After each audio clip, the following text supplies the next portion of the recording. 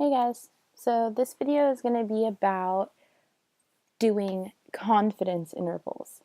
I'm going to talk about doing a Z interval right now, and hopefully it'll make a little bit of sense.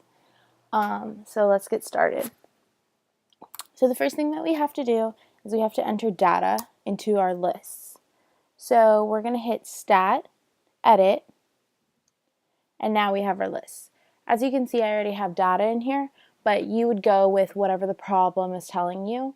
My data is a little bit random, and this is not going to reflect a real problem, but it'll serve for the example. So the next thing we're going to do is we are going to decide whether or not we want to find a confidence interval of the first or second list. Let's say we choose the second list. So we have our data inputted. Now what we're going to do is we're going to get out of this page.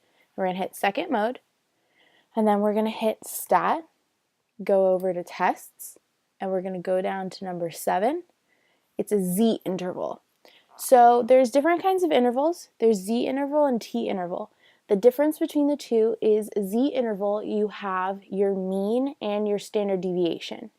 Whereas in a T interval, your standard deviation is not given to you, and you have a very small sample size.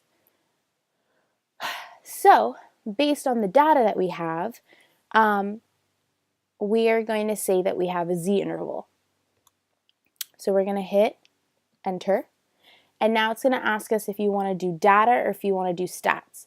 If you do data, you can pull from the list that you have. If you do stats, you see that it wants you to enter what your mean is, what the number is, what your standard deviation is, and the confidence level that you're looking at. So we're going to do data because we want it to come up with that bracket from the information we already have. So we're going to do a 95% confidence interval. Now, a 95% confidence interval means that on a normal curve, sorry about that little hiccup, 95% of the data lies between these two boundaries. These two boundaries are going to be whatever number the calculator or whatever number you come up with when you do it by hand. Now, that means that there's 5% that's left out from the whole.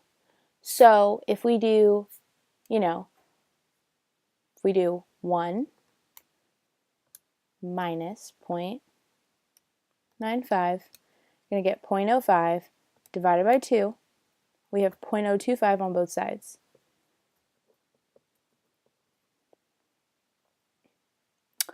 So this shows that 5% of the data is laying on the outside of the curve, but it's split up on both sides.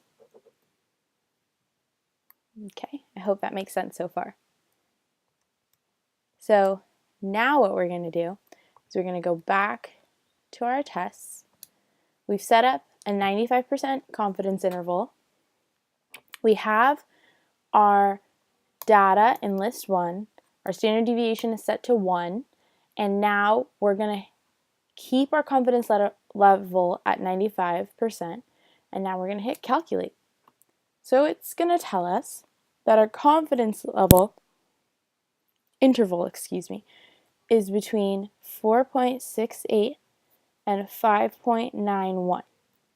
Our mean is 5.3 and our standard deviation is 2.496 and our number is 10.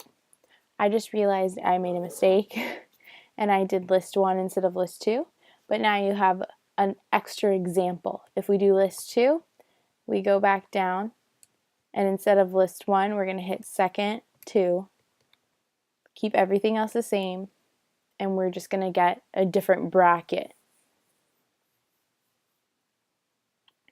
I hope this makes some sense.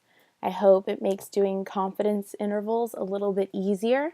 If you need any other help or if you would like any other information, feel free to post or comment below. I appreciate all the feedback. Thank you.